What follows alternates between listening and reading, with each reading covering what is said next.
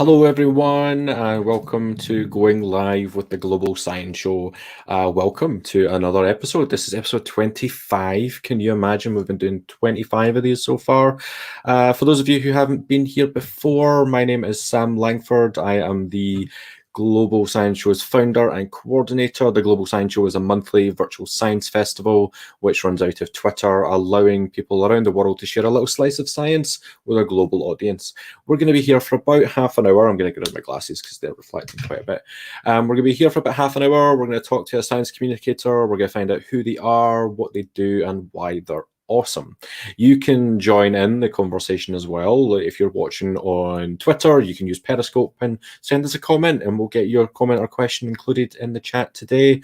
Or you can do the same on YouTube, or if you're watching on Twitch, which I doubt you are, but if you are, you can send us a message there. I'm here with coffee number 3 of the day, which is fairly standard. I've got another long day, a long week ahead. And now I'm going to get our guests into the room and find out if they are on coffee or tea today. So say hello to your guest. It's Dr. Claudia Antolini. Hello. Hi, everybody. Hello. I am on my space cup of tea, which would not be complete without a rocket tea strainer. I'm going to put it next to the camera so everybody can see. You are nothing if on brand. Well, I do it for my fans, of course. So tell us, Claudia, who are you and what do you do? So maybe the mug was a bit of a giveaway. I'm a science communicator and I'm an astrophysicist. So my work focuses the most on encouraging people to appreciate physics and finding out why physics is awesome, because I think it's awesome. But I also think that sometimes we don't do a great job of presenting physics. Lots of people get really scared because maybe they didn't have a great experience in school around these subjects, around mathematics, around physics. So I find myself having to dispel the myth that, all physicists are super smart, that we just like physics and we do nothing else in our lives. That's not who I am. That's not what loads and loads of physicists I know are like. And so that's what I do. That's what I've been doing the last 4 years since I've moved to the UK and started pursuing a career in science communication and public engagement. I would have to agree with you about physics being awesome. I am not a physicist by background in any sense, but I would have to betray my biology colleagues and say that physics is probably the best of the 3 main science subjects. And I think I've learned that through science communication. Or I've come to appreciate it more through science communication. Like, I never enjoyed it at school, but I feel like the psychommers like you do such a good job of making it seem like this really exciting subject. But I mean, the thing is that it is a really exciting subject. We're just not used to seeing it in that way. We're not presented physics in a way that is engaging, in a way that is creative. I find there's so much creativity in being able to solve a problem. And most people don't seem to get that. And clearly that's not the fault of people not getting that impression. It must mean that we're not doing, I say we as a system, the school system, the university system, books, society at large, the media, whatever you want to fit in there. We're not doing a great job at making that thing come across. The first thing that people associate with physics is equations, and equations can be pretty daunting and scary. And I don't blame anybody that has ever been scared by an equation. I have been scared by an equation. Hands up, everybody has been scared by an equation before. Everybody. Therefore, there's nothing wrong with feeling intimidated. And there's more to it. I think that's the main message I try to make people come across. And the feedback I generally receive is that people resonate with the fact that I'm just there because I enjoy it. I'm just there because I purely like it. I'm not trying to sell it to people. I'm not trying to convince them I'm smarter than them. I'm just there because I enjoy doing it and I find something fascinating, and I'm going to tell everybody why I find that so incredibly fascinating. And authenticity is something that incredibly resonates with people. And it seems strange because physics is very often thought about as one of the most arid subjects, in a sense, where everything just works with numbers and, everything has a very immediate consequence. No, try being authentic and people will get on board with you. We'll love it. Yeah, couldn't agree more. So that's what you do. But how have you spent your pandemic? What's past year been like? Well, past year has been quite challenging for lots of people. I've had a number of personal issues that I've gone through. I moved houses, so that was fun. Managed to do it in complete safety. It was a hurdle. It was when shops were just still open, like the last week that shops were open. So I managed to get everything done, like run out of the shops as soon as I was done, and then come back home and fixed everything. Unfortunately, I know that many people were expecting me to build a cardboard International Space Station, which I wasn't able to do because I didn't have enough outdoor space. But it doesn't mean it's never going to happen. I mean, anybody that has been following me for a while knows that there can't be too long before I come up with something new and maybe a bit weird. So it's never off the table, but I wasn't able to do it in that particular occasion. Other than that, I have been at home. I have been working from home the whole time. So I've been doing a bit of some crafting things here and there. I've done a lot of cooking, lots of cooking. In January, I baked a huge general relativity cake with an apple in the middle to curve space-time. So that was a lot of fun. And I had cake for like a month. So that was a nice side effect. Yeah, space-time became curved in my house because there was so much cake, honestly. And that was a hoot and a half, I have to say. Other than that, I am making projects for the next academic year, thinking of what activities we can pursue, and in general, just trying to stay open-minded as much as I possibly can, trying to think, what can I do to improve things around me in every circumstance. The people in my community, Jazz knows what I'm talking about. Cake is great. Trying to make the university environment more friendly and more welcoming, especially during a pandemic, and seeing how we can move forward, how we can move to a new normal, quote inverted quotes, new normal that everybody has been talking about for ages. But a new normal that is not like the old normal, because we know that the old normal wasn't working that well. So in my head, I'm trying not to rush and having everything I can in my toolkit to make it a return to normal that doesn't forget what we learned during the pandemic, that doesn't forget what we've lost and the amount of lives that sadly the pandemic has demanded as tribute, and how to accompany people with compassion, with kindness, and listening to their needs, putting their needs first and foremost, not just doing things because we're comfortable with them, but doing things because that's what the communities we want to speak to want to do and what is best for them. So yeah, this is pretty much has been my year and what I envision going forward. It's been a lot. Before we get into I want to come back to some of the things before we get into more serious things. You mentioned some of the strange and wonderful things like the baking a cake with looking at space time. What other sorts of things have you done? Because I know that it's been a big part of your kind of Twitter journey. Has been some odd and interesting things. What sorts of things have you done in the past? Well, I built a cardboard spacesuit. I sang in my flight suit. I made an astronaut cake with a sugar helmet that was transparent, and like the cake was edible. And inside the cake there were like galaxy layers, and the cake had planets inside. That was another huge project. Took me 2 full days of baking and assembling and everything else.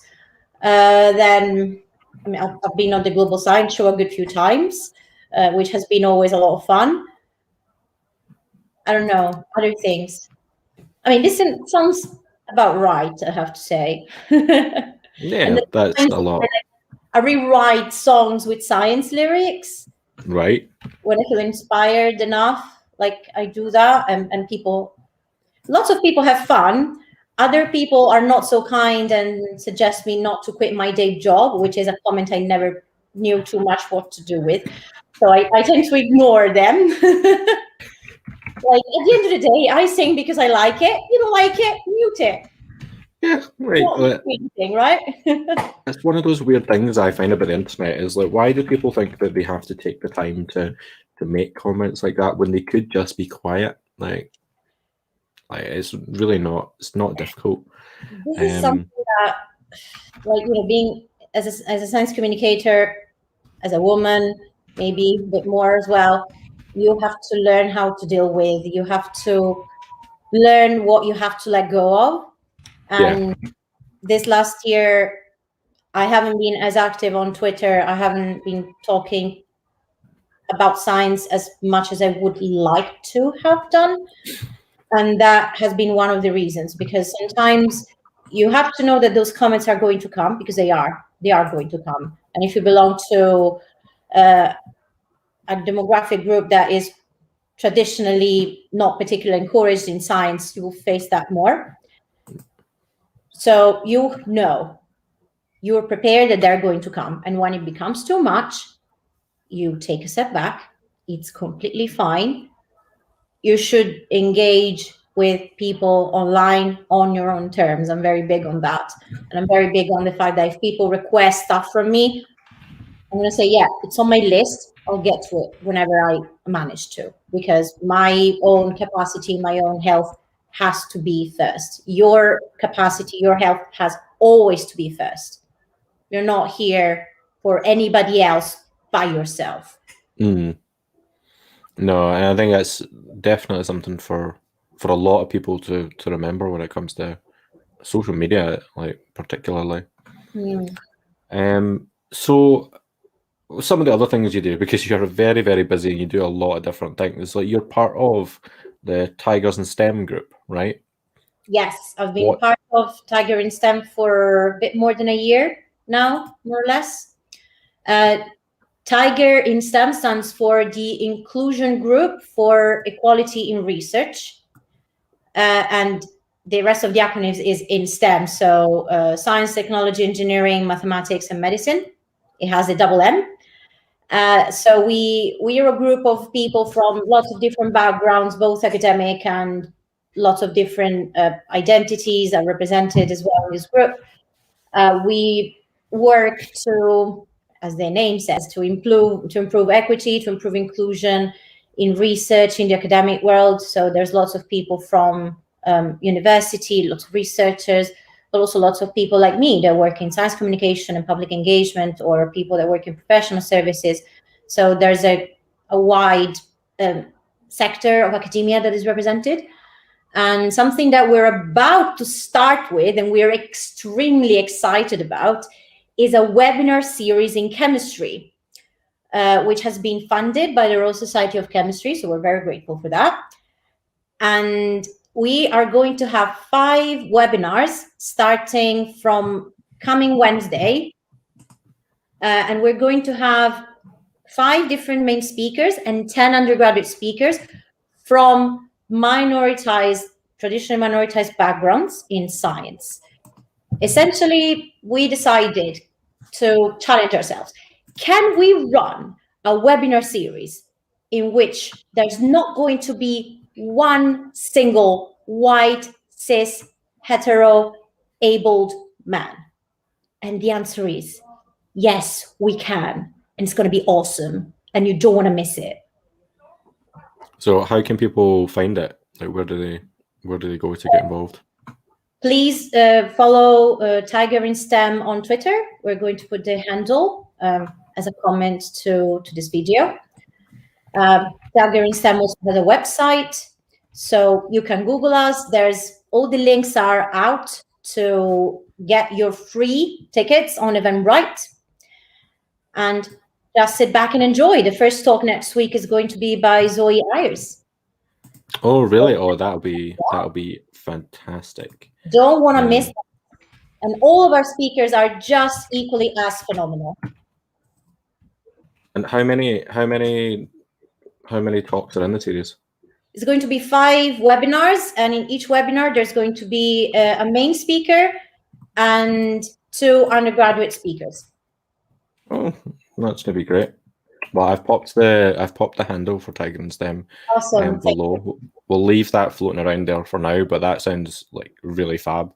It's really nice having these things that people can attend online, especially with the way the world is operating just now. Like, it's not something like, because I know like a lot of the people that are involved are much like further south than where I am, so I would never have been able to attend a lot of these talks that get put on.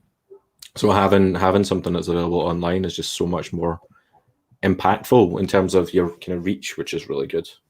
Absolutely. And the talks from last year from the physics webinar series that we ran last summer are on YouTube. Tiger in STEM also has a YouTube channel, and also the chemistry talks are going to go on YouTube. So everybody that missed them can still watch them later on. Amazing. That's absolutely brilliant. We're so happy of this work. It's going to be amazing, and we are really happy that we're able to demonstrate that it's possible to do different things. And therefore, if people are not changing, it's really their choice, because it's possible. You know, everybody says, oh, but are you going to compromise on quality if you have more diversity? And we're here to say, no, you're not going to, because look at this awesome thing that we've done. So you can do it too, and you will earn so much from it. The idea that quality only comes with cisgender white males. Oh. Sure, of course, because we all know that means quality, and I'm gonna say no. You mentioned Zoe, and that acts as like a really nice. Oh yeah, of course. Like Jazz is back with a thumbs down after the infamous quote from a few weeks ago. Like, no one wants to hear a white man's opinion on something he knows nothing about. So they know something about. You know, sometimes you just don't want to hear wise men opinion. You're taking it to the next level. We just don't want to hear it at all. So you mentioned Zoe, and that kind of makes me think of the next thing I want to talk about. Well, Zoe does a lot of kind of advocacy for kind of mental health within academia, and it's something that you're also really passionate about as well. And it's Mental Health Awareness Week. Sorry, my coffee just tried to fly at my face. It's Mental Health Awareness Week this week. Why do you see such importance in advocating for like better mental health in academia and STEM? Well, there has been in the last few years finally a lot of discourse on how the conditions are in academia, the working conditions, and how that doesn't foster a positive working environment. And lots of people pursuing a PhD degree or doing their postdocs, or even people further down in their career path, feel like there's so much pressure on them that the work is very unstable, and there's lots of bullying, lots of discrimination. And we've started to say, you know what, maybe that's bad. Maybe we don't want that anymore. Maybe things should change, because we deserve a better place. We deserve a better workplace. Academia owes us to be a better place. We're no longer going to wait. We are the generation that demands change. So this is how I started being active and being vocal on this, and sharing something about my own personal journey with mental health. And we just can't ignore it. The other aspect to this is that people who are more discriminated against and experience the most amount of trouble, and that can also reflect on their mental health, are, again, people from traditionally underrepresented groups in science, which is an even trickier. It's an even trickier thing because you are facing a double whammy. It has been so hard for you to get there in the first place. You are facing a workplace that is hostile for everybody, but is going to be even more hostile to you. And with so many great resources on self-care and resilience going around, which I think everybody should take stock on that and try what works best for them. I'm also going to say that loving yourself when society thinks that you're not valuable is an act of resistance. It's a statement of belonging that transcends academia and transcends science and becomes advocacy, becomes activism, because you are being told you don't belong, and you tell yourself, okay, but you are telling me that I'm not going to agree with you, and I'm here to stay, and I'm here to radically accept myself for who I am. In that moment, by doing that as individuals, we are changing things. That is a way more radical action that maybe lots of people want us to realize. So always remember that the onus to change and the onus to take care of your mental well-being is not just on you. You should never be put in a space that external stressors make you constantly struggling, makes you constantly feel like you're drowning, that you can't make it. That is when it becomes resistance.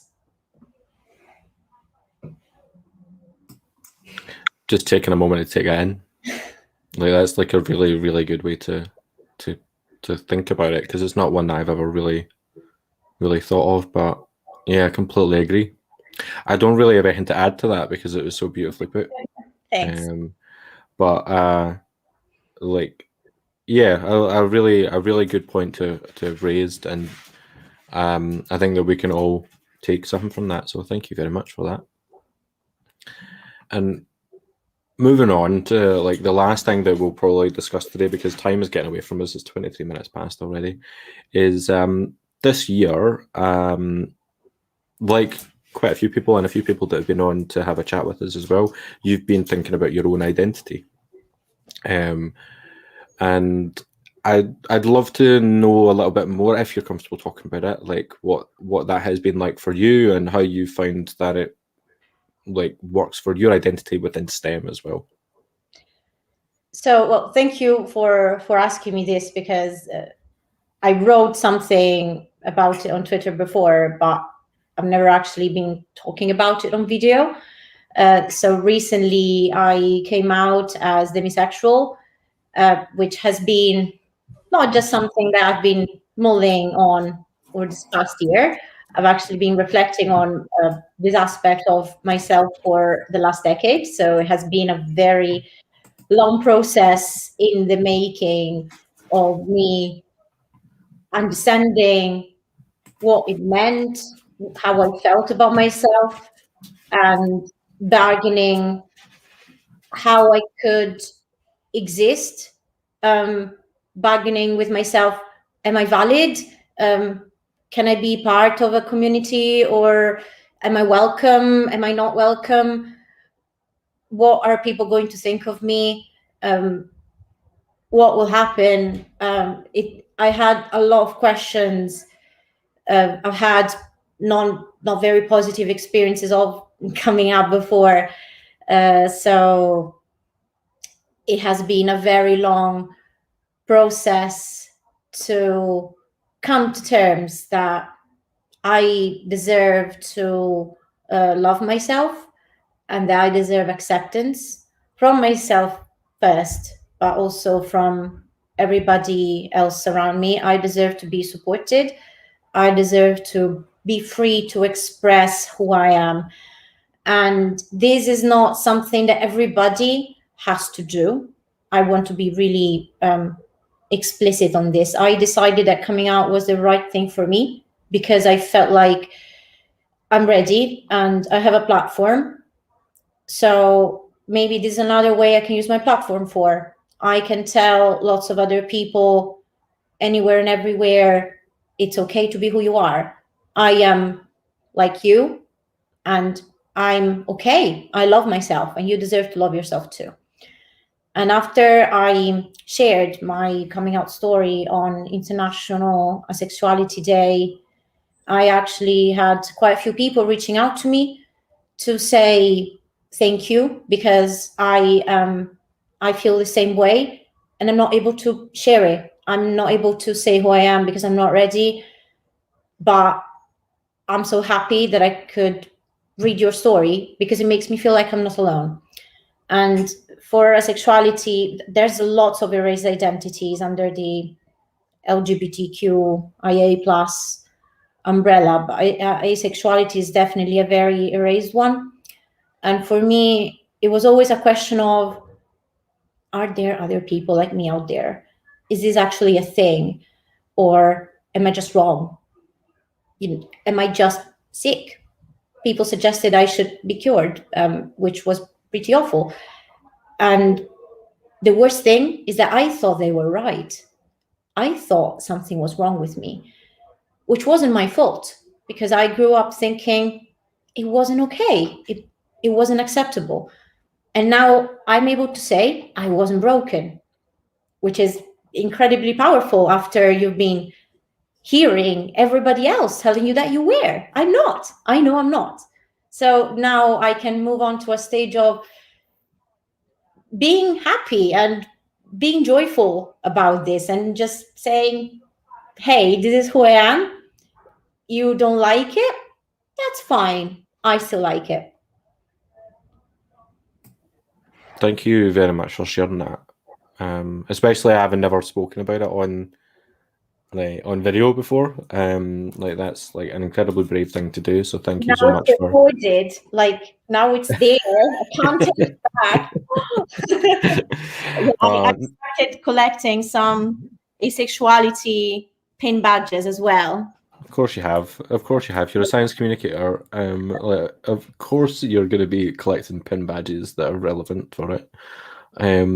Even some that are not very relevant, let's be honest. But it doesn't Sorry? matter. Even some that maybe are not that relevant. Oh, yeah, absolutely. We're getting very close to half an hour. But thank you so much for coming along to have a chat with us today. We've got, right, I'm going to give you 30 seconds to do it. What would be your top tip for someone who is interested in getting involved in science communication? This is always a great one. Try yourself. Do it. You're going to hate looking at yourself recorded on a video. You're going to hate it. Do it anyway. Try it the first time, because you want to see what people are seeing. And the only way to do that is to record yourself. Take a distance from what you see. That's not about you anymore. Just listen to your voice, listen to the words that you're choosing, look at your posture. What can you improve? It's not personal. It's not about you. You're a performer. Become a performer.